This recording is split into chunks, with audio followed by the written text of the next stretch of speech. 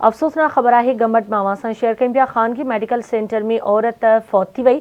वारसन पारां डॉक्टरनि ने अमले ते ग़फ़लत जो इल्ज़ाम लगायो वियो आहे। वारसन जो ख़ानगी मेडिकल सेंटर जे अमले ख़िलाफ़ गंबट भिटाई चौक ते प्रेस क्लब वारो धरणो मुस्मात ससी उजण खे विम लाइ आंदो वियो। ग़लत ऑपरेशन सबब तड़पी फौत थी वई। अहम ख़बर मां सां शेयर करे रहिया आहियूं। गंबट मां ख़ानगी मेडिकल सेंटर में औरत फौत थी वई आहे। वारसन डॉक्टर ने अमले ते ग़फ़लत जो इल्ज़ाम हयो आहे। वारसन जो ख़ानगी मेडिकल सेंटर जे अमले ख़िलाफ़ गंबट भिटाई चौक ते प्रेस क्लब ॿाहिरों धरणो वियो आहे। मुस्मात ससी उजण खे विम लाइ आंदो वियो। ग़लत ऑपरेशन सबब तड़पी फौत थी वई। एक भेरो ॿीहर अव्हांखे आगाह कयूं पिया। गंबट मां ब्रेकिंग न्यूज़ आहे। ख़ानगी मेडिकल सेंटर में औरत फौत थी वई। वारसन डॉक्टरनि ते ऐं अमले ते ग़फ़लत जो इल्ज़ाम लगायो आहे।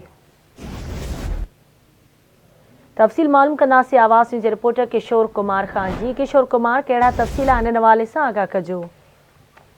जी, तव्हांखे ॿुधाईंदो हलां त गंबट जे निजी मेडिकल सेंटर में डॉक्टर जी मुबैना गफ़लत सबब जेको आहे हिकु ॾींहुं अॻु जेको आहे सो हिते औरत आहे ससी उजण, उनजी जेको आहे सो डिलीवरी जो ऑपरेशन थियो। उन खां पोइ जेको आहे सो उनजो अॼु जेको आहे सो मौत थी वियो आहे। उन खां पोइ उन्हनि जे वारसनि पारां जेको आहे गंबट प्रेस क्लब अॻियां धरणो लॻायो आहे। उन खां पोइ जेको आहे उन्हनि जा जेके वारिस आहिनि उन्हनि जो चवणु आहे त हिते किसान मेडिकल सेंटर आहे, उन जे डॉक्टरनि जी गफ़लत पारां जेको आहे ग़लति ऑपरेशन थियो आहे, जंहिंजे करे जेको आहे हीअ औरत फौत थी आहे। तो तव्हांखे ॿुधाईंदो हलां, होॾां जॾहिं असांजो राब्तो थियो किसान मेडिकल सेंटर जे ऑनर सां खलील सां, उनजो चवणु इहो हुयो त हिते जेको आहे सो हीअ फौत असांजे किसान सेंटर में न थी आहे, हिकु सखर जो निजी सेंटर आहे, उते जेको आहे हिनखे रिफर कयो वियो हितां, छाकाणि त हिते ऑक्सीजन जी सहूलियत मौजूदु न हुई, जंहिंजे करे जेको आहे हुनखे हुते जेको आहे रेफर कयो वियो सखर।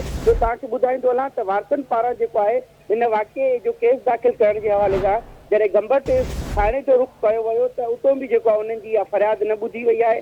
ऐं जेको आहे वारसन पारां इहो इल्ज़ाम पिणु लॻायो आहे त हिकिड़े निजी मेडिकल सेंटर जे मालिक पारां जेको आहे पुलिस खे जेको आहे घड़ी जेको आहे रिश्वत ॾिनी वई आहे, जंहिंजे करे जेको आहे असांजी दाद फ़रियाद न पई ॿुधी वञे।